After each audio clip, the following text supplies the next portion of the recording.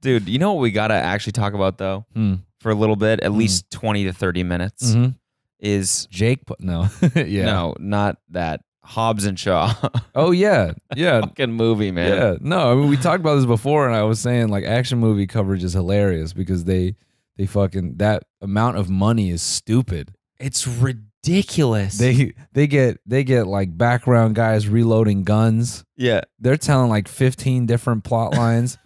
Look at the credits for those movies are fucking so funny. It's like first unit, second unit, third unit, fourth unit, fifth unit. It's like how many fucking people? They have like a background A team. Yeah, yeah. And like a background B team, and like so much shit going on. It's just so much movie. It's the most movie I've ever watched. It's so much, and every scene is so seen. Yeah, you know what I mean. It's like, dude, when I'm watching the one where they find out that when she links with Hobbs and Shaw. Yeah, you know, Hobbs' sister, or Shaw's sister, whatever the fuck. And she is the virus. Yeah. And they basically, their conversation ensues, and it's they figure out she has the virus, that she's gonna die if they don't fix whatever the fuck happens. And then they weigh all the options. It's either they kill her immediately and, you know, like eviscerate her body. Yeah. Or they have to find the machine. Yeah. And extract it. Yeah. But the machine is in an impossible place to get to. Yeah. Plus there's this scientist, blah, blah, blah. That all happens in like 15 seconds. Yeah. And so she goes from thinking that she's going to die to thinking she's not going to die. And then thinking, okay, actually, yeah, I should probably die. To, oh, wait, there's a chance that I'm going to live. And then like, okay, we're going to go for this. All while her brother's right there going through that same wave of emotion of my sister might die. Yeah. This is all happening in like 15 fucking seconds. Yeah. Yeah.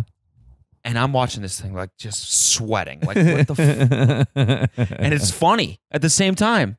I'm like, how are they doing this? Yeah, they just managed to make every dialogue, every piece of dialogue feels really serious for 10 seconds, and then it has some comedic shit right at the end. Yeah. You know, I hate how like AI driven all the dialogue is. Yeah. We have to go into the heavily fortified thing with the thing inside, with the machine, with the Dr. Bad Dick, or she dies. No one dies on my watch. Dude, it was like a romance comedy and like a family comedy, but also like a buddy buddy cop film. These guys are also they become best friends, and also a rock film, and also a Jason rock Statham film, and also a film about Samoa. Yeah. Yeah. And also a British super agent film. All in one.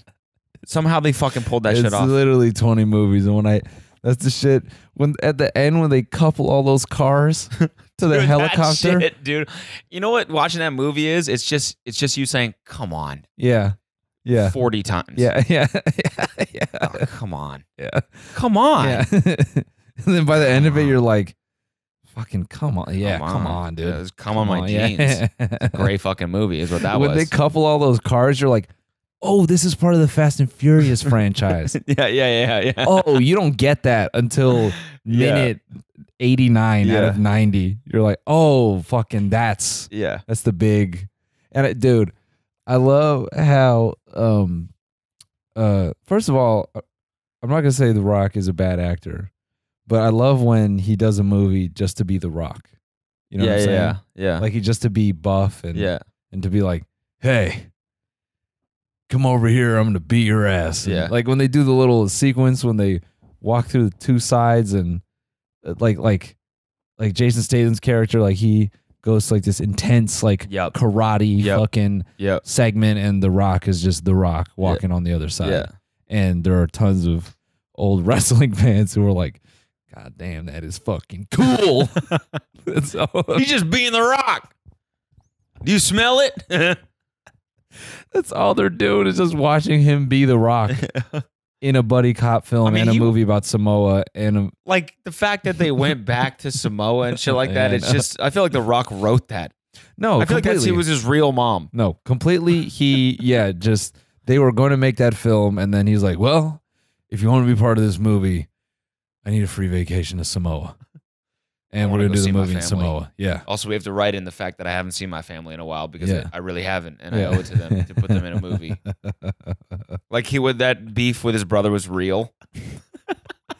Dude, that whole... The fact that his brother was a fucking car mechanic and he fixed this machine, bro. That's gonna like it's the antidote for like the world's most powerful virus. Yeah, bro. Why did you just call him to start?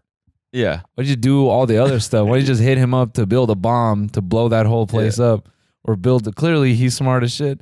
I would have loved it if they were like, we have to go into this heavily fortified fortress to get the machine to extract the virus from your sister, or she dies. And then Jason Statham just looks at his sister and he shoots her. Cold as fuck. Done, mate. Done. And The Rock's just like, it's credits. Yeah. The Rock just starts puking. And then just, it's been a long time. You, my friend. Dedicated to Paul Walker. Yeah. And Hobbs' sister. I'll see you again. They're just replaying him shooting her in the fucking brain. We have to go to the fortress or save your... Doesn't even wait for him to finish. Blow! I was thinking the whole time, or at least at the end, I was thinking like, this is the most... The writers were like, how could we write a movie about these two guys, these two fucking alpha males becoming friends in the most absurd way possible? Yeah. What's the craziest 2 hours we could write leading up to these two fucking alpha males just putting aside their differences and being like, we should work together, actually. Dude, I watched 2 movies. I forget the director's name. I feel like an asshole, but Alina and I watched 2 movies directed by him. And then... The Rock? No. The director of Hobbs and Shaw. Gotcha. No. And then Alina mentioned that they hired him for an Apple spot. Okay. And the spot was him shooting like a snowball action sequence with the iPhone. It's actually pretty fucking crazy because, you know, that's the one thing that you take for granted in a film like that. You're just like, oh, this is so much money. And clearly this was easy. And like that dude, the spot he directed for this snowball fight is fucking crazy. Really? It's crazy. It feels exactly like a Hobbs and Shaw movie or like a high budget action film with just an iPhone.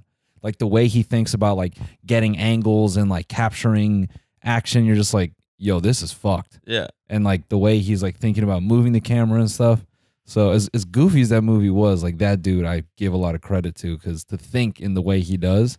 I can't like even intense. just some of those fight scenes. I was like, how could you ever even see this in your head? Yeah. Because they were cohesive. Like they all made sense and there's so much shit happening in, again, like the 15, 20 second segments. Yeah. That to actually like to have an audience member be like, oh, he threw that guy over this shoulder. Yeah. But then he actually came through with this arm. Yeah. And all that shit totally made sense to me. Yeah. But it's like, that's so hard to do. With the 30 cuts that happen, there's so much cutting in those movies. Yeah. Yeah. For it to all not only like fucking make sense, but the fact that like they can take something so complex and like make you retain the whole movie. Yeah. You know what I mean? Yeah. Like it's one thing to like watch the fight and be like understanding what happened, but like get all that shit to walk out of the movie and be like, you see Hobbs and Shaw? Well, how was it? Oh man, it's pretty cool. I mean, The Rock and Statham, they start like they can retell that whole fucking shit, and then they go to Samoa, and then they build a giant flame. Which movie do you want me to? It's a 6-act movie, so you're gonna be very specific about what part of the movie you want to know. Yeah, bro, I'm glad you watched it. That shit is so. That puts every 3-part shit like Harry Potter Part 1, you know, all those that puts that shit to shame. Get out of here. You can tell they just proved you can tell 9 stories in one movie. Bro, the studio was like, if we gave you $1 billion, we really don't think you could spend it. The director's like, give me a second. Yeah. Give me 1 second. Here's his pitch deck is just, how about 7 movies in one movie? And Hollywood is like, oh yeah. Drops a script that's like this fucking big, but it's all just fucking action. It is. I didn't even think about it that way when I first watched it. That it is 17 movies in one. Yeah. I remember watching it, and then the Samoa part happened, and I was thinking like, this is a whole other fucking movie. I know. They could just start and the way here. they transitioned to it was so fucking funny and like slick and like just the fact that they called Kevin Hart and they're like, hey man, just want to thank you for that plane you sent over. Yeah. And I was just, as a viewer, I was like, oh yeah, that happened. Yeah, that's cool. Yeah, totally. Yeah. yeah. I believe that. Totally. And then I'm like, wait, that was so like they didn't even zero footage from this fucking private jet that they took. That little sequence between the three of them, that was pretty funny. It was hilarious. Yeah, I was laughing at that shit. Ryan Reynolds was really funny too. Yeah. The movie was like definitely funny. Bro, I don't even know how you planning for a film like that. Yeah. Fuck off. Yeah. Fuck off. Anyway, I have one of the wines from your minibar. Yeah, go for it.